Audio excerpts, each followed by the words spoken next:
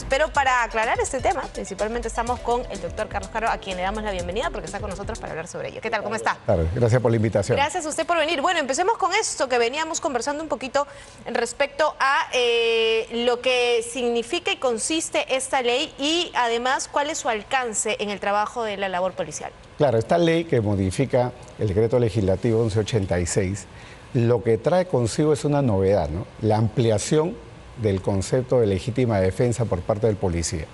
¿Eso qué significa? Que antes de la ley solamente cabía el ejercicio de la legítima defensa, el uso de las armas de fuego, vamos a decirlo así, en situaciones graves, cuando estábamos ante armas reales, es decir, un ataque probado, comprobado, como si el policía pues pudiera acercarse al delincuente para ver, oye, tu arma de fuego es verdadera, tu arma de fuego está operativo, ¿no?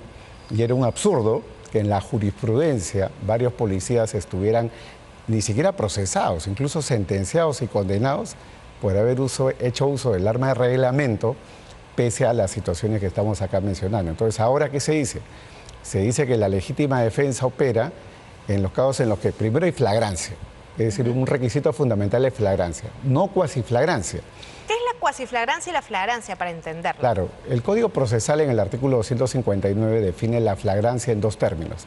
La flagrancia es manos en la masa, estoy disparando contra ti y en ese momento me puedo defender. Y la cuasiflagrancia es cuando al delincuente se le encuentra hasta 24 horas después con elementos que prueban el delito, con los objetos del delito. Entonces, en ese tipo de casos puede haber arresto.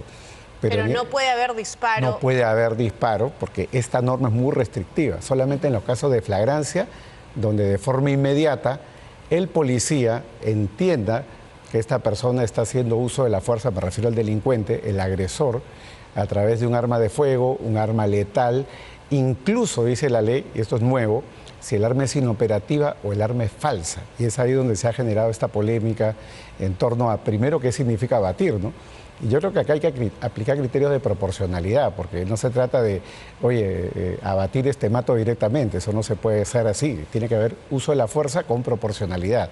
Si, por ejemplo, el policía saca el arma de fuego y el delincuente se rinde, no lo puede abatir. Lo detiene y lo conduce, digamos, a la comisaría para la diligencia correspondiente. Eso es importante porque muchos han hecho hincapié en esta palabra que yo decía que nos faltó en el cuadro, de presuma que su vida está en peligro o la de terceros. Sí. Y ese presuma se presta a subjetividades, han dicho algunos especialistas, que podría abrir la puerta a la carta blanca que pueda tener la policía en cuanto al criterio que tenga que usar, que usted mismo ha dicho, de proporcionalidad. ¿Esto es posible? Es decir, ¿es esa delgada línea? ¿Estamos en una frontera un poco porosa respecto a ese tema? Hay que tomar en cuenta varias cosas, ¿no? Primero es que esto es algo de segundos, o sea, claro, el policía no tiene horas o días para debatir como en una audiencia de prisión preventiva si es que era o no algo que se podía presumir. El juicio tiene que ser inmediato. Yo creo que esto requiere capacitación de parte de las fuerzas del orden para que el policía aplique proporcionalidad.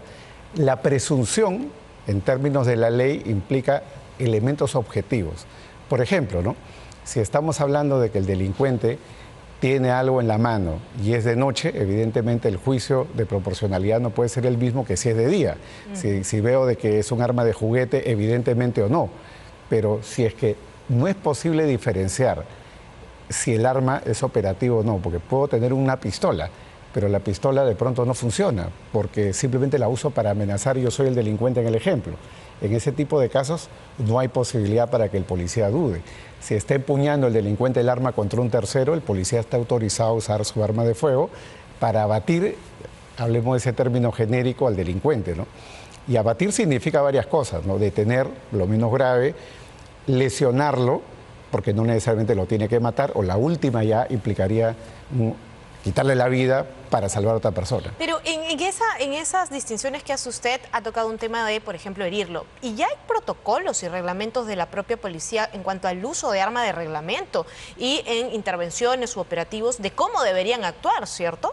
Esta ley, entonces, en ese caso, ¿qué hace? ¿Refuerza esta idea que la policía tiene que tener presente en su propia formación, que ya es existente? Sí.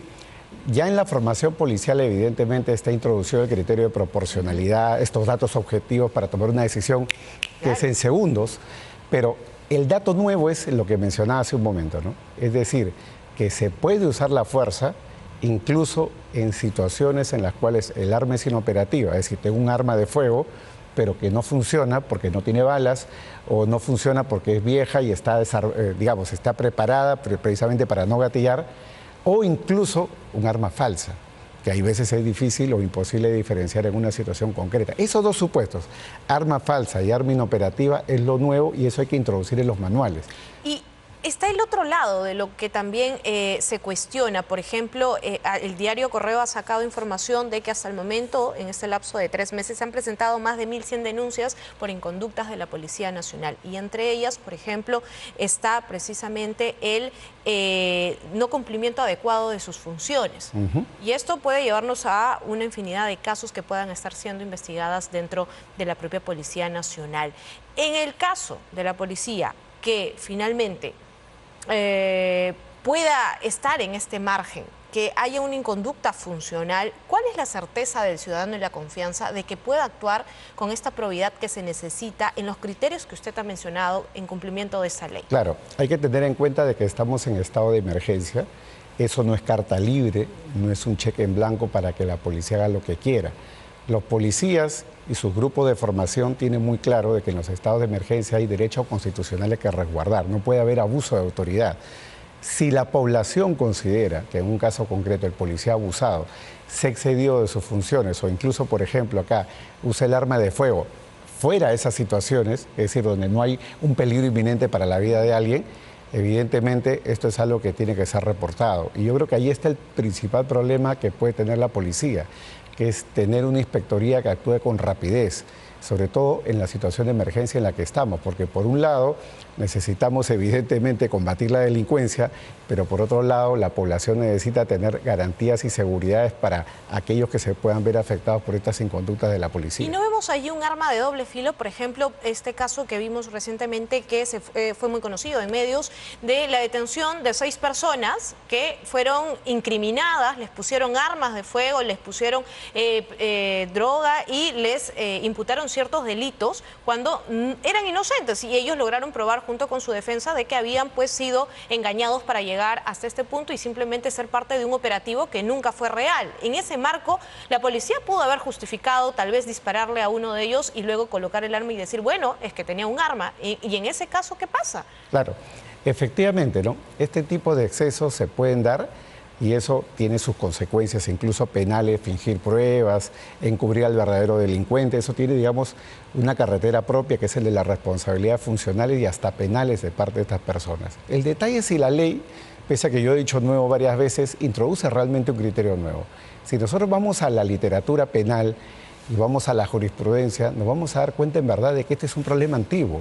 Esto no es un problema de ahora, este problema viene de la época del terrorismo, que ha sido la ola criminal más grande que hemos tenido en la historia hasta lo que estamos viviendo en estos tiempos, ¿no? Y en ese tipo de casos se introdujeron leyes sobre legítima defensa presunta, es decir, se presume la legítima defensa bajo tales hechos objetivos. 1, flagrancia.